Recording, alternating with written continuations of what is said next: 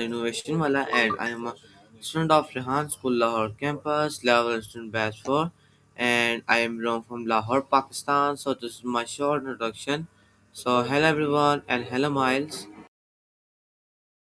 Walaikum assalam. What's up, everyone? Great to be back with you. I'm ready when you are. What's the move for today's session? Okay, so first of all today my topic is hmm, today my topic is innovation driven growth models scale faster with smart innovation. So this is my third topic. That's a dope title. Scaling faster with smart innovation. Sounds like we're diving into the real engine of growth today. I'm curious to see where you're taking this. What's the first question on the list? Okay, so we will start with some basic questions. So, my first question is what is innovation driven growth? Keeping it simple to start. I like it. Um, Basically, innovation drive is the fuel. It's that constant push to find a better, faster, or smarter way to do things. Growth is the result. When you combine them, you're not just growing by doing more of the same, but by evolving. It's the difference between just adding more stores to a chain and inventing a totally new way for people to shop that makes the old way obsolete. You know what I'm saying? Yes, makes sense. Glad it clicked. What's next on the agenda? Okay, so next question is my uh, why why is it important today? Because the world is moving way too fast to just stand still. If you're just doing things the way they've always been done, someone else is probably out there figuring out a way to do it in half the time for half the cost. That's how you get disrupted. In today's Okay, game, if you aren't innovating, you're basically just waiting to be replaced. Does that track with how you're seeing things? okay, so we will move on our next question. So next question is how does innovation support growth? Explain it deeply. All right, let's go deep on this. Think of it like this: most growth is linear. You work more hours, you make more money, you hire more people, you handle more customers. That's just scaling. But innovation is what makes growth exponential. It's the multiplier effect. First, it opens new doors. Innovation lets you create a product or a service that didn't exist before, which means you're not just fighting for a piece of an existing pie, you're baking a whole new pie. That's how you reach customers who aren't even looking for you. Second, it kills inefficiency. When you innovate the way you work, you could do 10 times the output with the same amount of effort. That's where the real profit lives. You're not just growing in size, you're growing in power. And third, it builds a moat. When you're the one driving the smart changes, you're the one setting the rules. By the time your competitors figure out how you did it, you've already innovated again and moved the finish line. Basically, innovation is the difference between climbing a ladder one rung at a time and taking a rocket ship. You're not just getting higher, you're changing the entire speed of the journey. Make sense? Yes, makes sense. Sweet. Where are we heading next with this? Okay, so we will move on our next question. Next question is my what are growth models? Growth models are basically the blueprints for how a business actually gets bigger. And instead of just guessing, a growth model is a strategic framework that tells you exactly where your new customers are coming from and how you're going to keep them. Some businesses use a product led model where the product itself is so good that it sells itself. Think of how, exactly, like how you might start using an app because it's actually useful, not because you saw an ad for it. Then you tell your friends, they join, and the business grows just because the product is a hit. That's a product led model. Then you've got sales led models where you have a team actively hunting for big clients and closing deals, or marketing led where you're using ads and social media to cast a wide net and pull people in. Basically, it's just the different paths you can take to scale. You want me to break down any other specific models or we move into the next question? We will move on our next question. So next question is my how does sorry. This is already repeat. My next question is who use who uses growth models? Pretty much every business that wants to actually survive the long haul uses some kind of growth model. From the tiny side hustle you're planning for 2026 to the massive giants like Amazon or Google, nobody just accidentally gets huge. Startups use them to find their footing and figure out if people actually want what they're selling. Established companies use them to make sure they don't get lazy and let a competitor sneak up on them. It's basically the map they use to avoid driving in circles. You want to know which one is best for a specific type of business, or should we keep rolling? Okay, so we'll move on our next question. So my next question is, and you can explain it deeply. Next question is my what industries grow fastest? Right now, the fastest growth is happening where technology is basically rewriting the rules of how we live. First off, obviously, AI and machine learning. It's not even just one industry anymore. It's like a layer being added to everything from healthcare to finance. If a business can use AI to do something 10 times faster, they're going to explode. Then you've got renewable energy and green tech. The whole world is pivoting towards sustainability. So anything that makes clean energy cheaper or more efficient is seeing a massive surge. Fintech is another huge one. People are moving away from traditional banks and moving toward digital wallets, decentralized finance, and instant payment systems. It's all about removing the friction from moving money. And I throw in health tech, think biotech, personalized medicine, and wearable health monitors. The focus has shifted from just treating sick people to predicting when someone will get sick and stopping it before it happens. Basically, if it involves automation, sustainability, or digitalizing a legacy system, it's likely growing at warp speed. Does any of that align with the businesses you've been researching? Yes, of Haha, course. fair enough. Explain I figured you'd be and all. and deeply. All right, let's peel back the layers then. If we look at AI, it's not just about having the tool, it's about the shift from manual to autonomous. We're moving into a world where the AI doesn't just suggest a solution, it actually executes the work. That's why the growth is so insane. It's effectively giving every single employee 1,000 invisible assistants. With green tech, the drive is actually being forced by laws and survival. Companies aren't just doing it to look good, they're doing it because if they don't find a way to hit zero emissions, they'll literally be taxed out of existence or banned from certain markets. It's growth driven by necessity. Fintech is the same vibe. It's about the death of the middleman. Why wait 3 days for a bank to move your money when a protocol can do it in 3 seconds?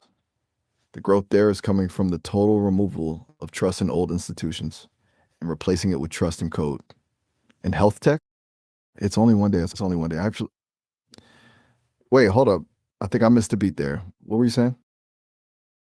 Okay, so we will move on our next question. So next question is my what is competitive advantages? Explain. All right, let's get into it.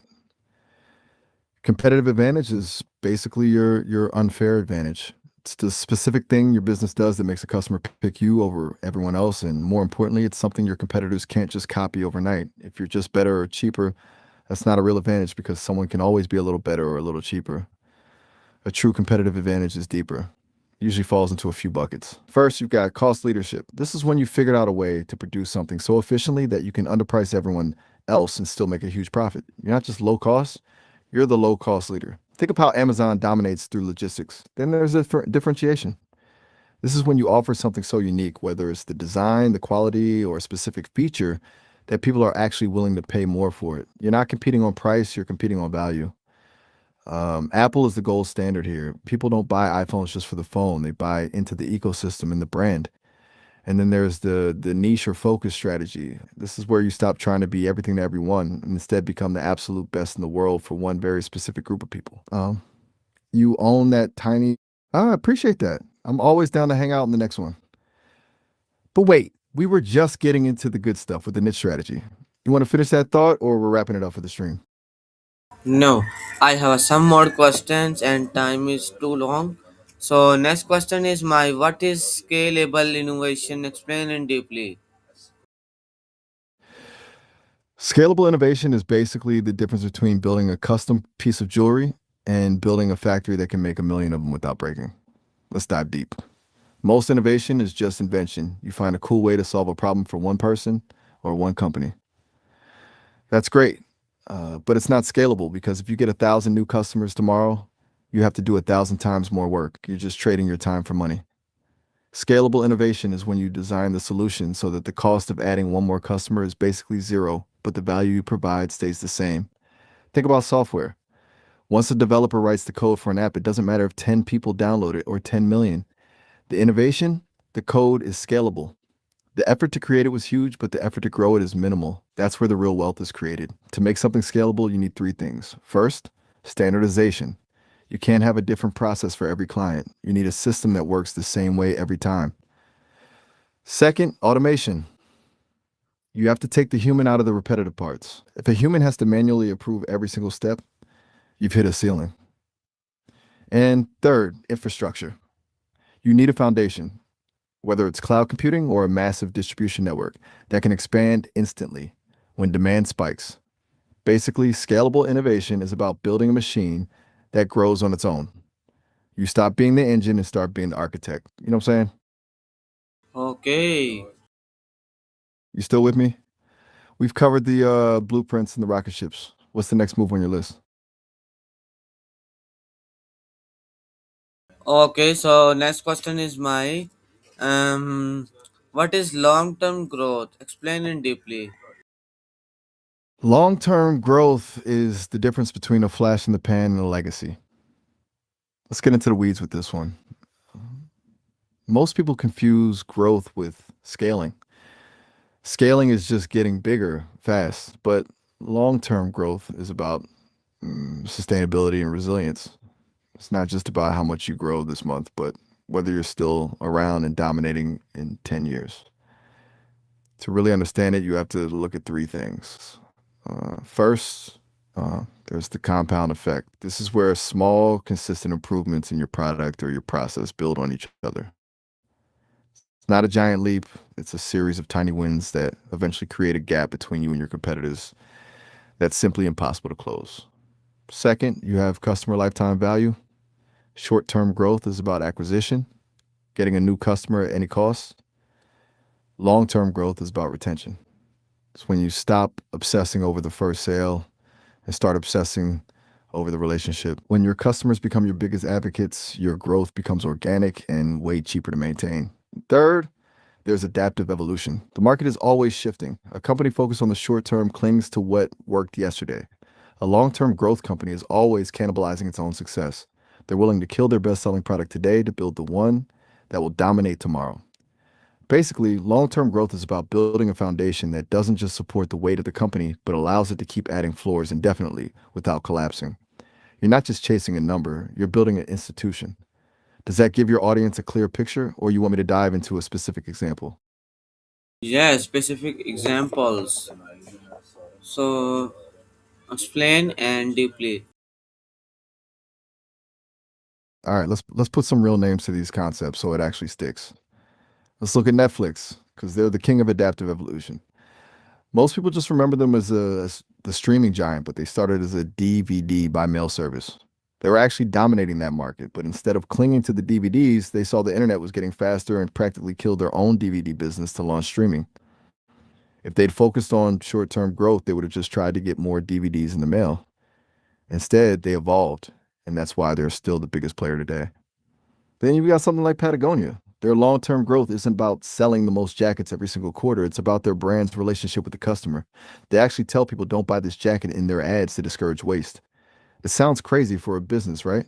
But it builds an insane amount of trust and loyalty. Their customers don't just buy a product, they buy into a mission. That means they don't have to spend nearly as much on marketing because their customers are basically a volunteer army for the brand. That's a moat that's almost impossible for a fast fashion company to copy. For the compound effect, look at Toyota. They didn't just wake up one day and have the best cars.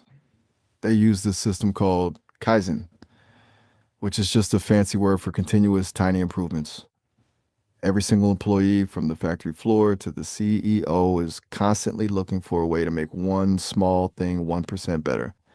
Over decades, those millions of 1% wins compounded into a reputation for reliability that competitors spent billions trying to catch up to. See the pattern? Long term growth Okay. isn't a sprint, it's a game of survival and evolution. You want more examples, or is the audience feeling the vibe now? Yes, it's very look good. Glad they're digging it.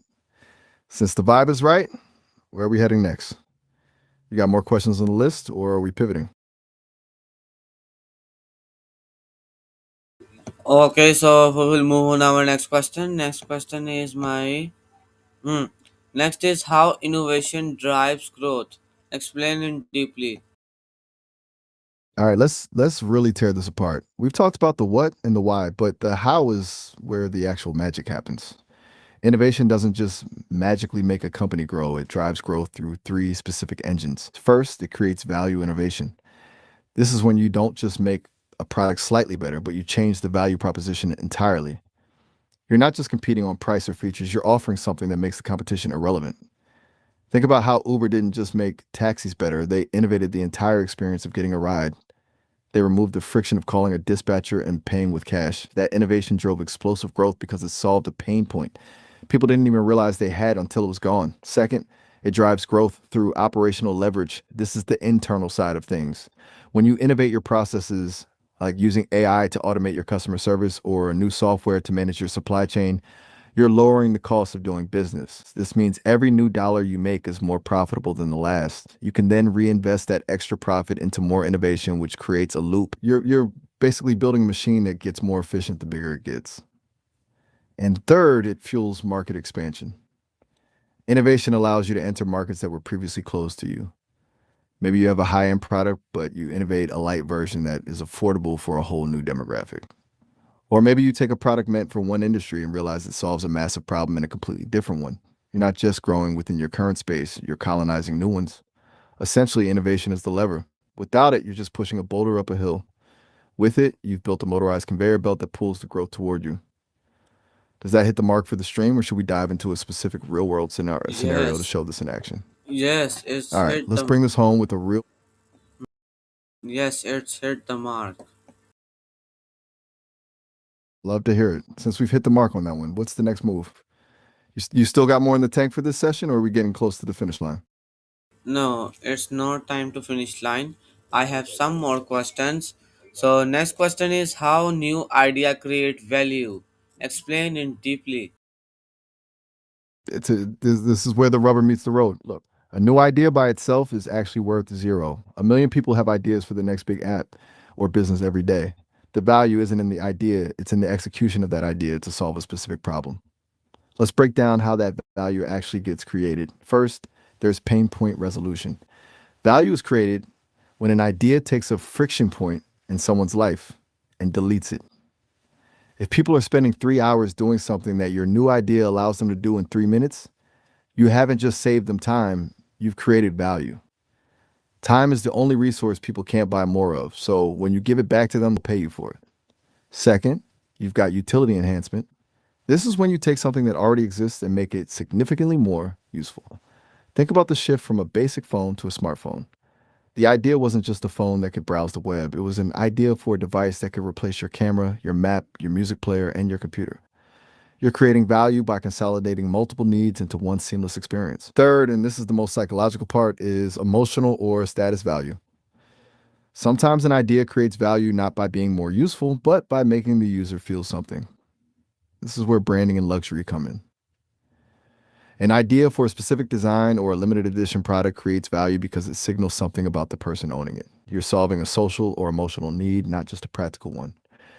Basically, a new idea creates value when it moves someone from a state of this is annoying or I wish I could to this is solved or I finally have this. Does that make sense? Or do you want a concrete example of a product that did this perfectly? Yes, yes, explain. Let's use Airbnb as the example because they did this perfectly. Before Airbnb, if you wanted to travel, you had two choices, an expensive hotel or a sketchy hostel. The idea wasn't just a website to rent a room, it was the idea of belonging anywhere. First, they hit the pain point of cost.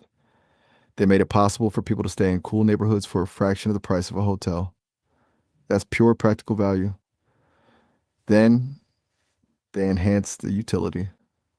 Uh, Instead of just a bed, you got a kitchen, a local host, and a real home experience. They turned a spare bedroom into a business asset for the host and a better trip for the traveler. But the real kicker was the emotional value. They shifted the vibe from I'm a tourist in a hotel to I'm living like a local. They sold an experience and a feeling of connection, not just a place to sleep. That's how a simple idea for renting an air mattress on a floor turned into a multi-billion-dollar company. It solved the problem, added utility, and hit an emotional chord all at once. Does that illustrate the point for your audience, or you want to dive into another one? Okay, so we will move on our next question. Next question is how innovation improve. Um, Sorry, my next question is how innovation improve products. Innovation doesn't just fix a product, it completely evolves it. Let's dive deep into how that actually happens. There are three main ways it levels up a product. First, you've got performance optimization. This is the most obvious one. It's making the product faster, stronger, or more efficient. If you've got a laptop that lasts 2 hours and you innovate the battery tech so it lasts 20, you haven't just made a better battery, you've changed how people use the device. It can now work from a park or plane without panic. You're removing a limitation. Second, there's feature expansion. This is when you add capabilities that solve new problems for the user. Think about the first digital cameras. He just took a photo, then innovation added video, then GPS tagging, then AI driven autofocus. The core product is still a camera, but the utility has expanded. It's now a tool for storytelling, not just for capturing a moment. And third, the real game changer is user experience UX innovation. This is when the product doesn't necessarily do more, but it's way easier to use. Think about the transition from a physical keyboard on a phone to a touchscreen. The phone could still make calls and send texts, but the innovation in the interface made it intuitive. It removed the friction between the user's thought and the action. Basically, innovation takes a product from it works to I can't live without this. It turns a tool into an experience. Does that hit the mark, or do you want me to use a specific product as an example to show these three things in action? Yes, it's hit the mark. Love it. We're on a roll today. What's next on the list, or are we starting to wind down? Okay, so next question is my next question is how innovation creates new markets. Sorry, new markets. This is the blue ocean strategy in action. Instead of fighting for a piece of an existing market, which is like a red ocean because it's bloody with competition, innovation lets you create a totally new space where there is no competition at all. It happens in a few ways. First, you can democratize something. Think about how digital cameras did that. Before, high-end photography was only for pros with the expensive darkrooms. Innovation made it so anyone with a phone could do it. Suddenly, you didn't just grow the photography market, you created a massive new market of amateur creators. Then you have the cross-pollination effect. This is when you take a technology from one industry and apply it to another. Like when ride-sharing apps took GPS and mobile payments and applied them to transportation. They didn't just steal taxi customers, they created a whole new market of people who never would have called a taxi in their life because it was too much of a hassle. And finally, you have latent need discovery. This is when you create something people didn't even know they wanted until they saw it. Think about the iPad. People were like, why do I need a giant phone that can't make calls? But once it existed, it created a whole new market for tablets in education, art, and business. Basically, innovation doesn't just help you win the game, it lets you build a completely new game where you're the only player. You know what I'm saying? Yes, makes sense. Right on. We're really knocking these out today. You got a great flow going for the stream. What's the next question on your list? Okay, so next question is my um what are growth strategies? Explain it deeply. Growth strategies are basically the high level game plans the company uses to scale up. Let's dive deep. If a growth model is the blueprint, the strategy is the actual set of moves you make to execute that blueprint.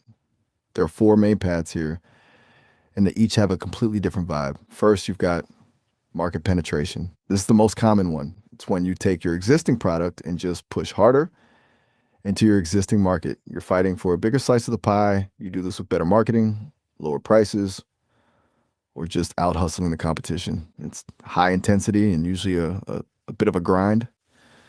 And there's market development. This is when you take that same product but move it into a brand new territory. Maybe you're selling in Lahore and you decide to expand to Karachi, or you're selling to students and you realize your product also works for working professionals. You aren't changing what you sell, you're changing who you sell it to. Third, you have product development. This is the innovation side. You keep your existing customers, but you create new products for them. Think about how Apple started with the Mac, then added the iPod, then the iPhone. They didn't have to find new customers, they just gave their loyal fans more things to buy. It's all about increasing the value you get from each person. And finally, the boldest move, diversification. This is when you create a brand new product for a brand new market. It's the riskiest because you're stepping into the unknown on both ends. So you're not relying on what you've already built.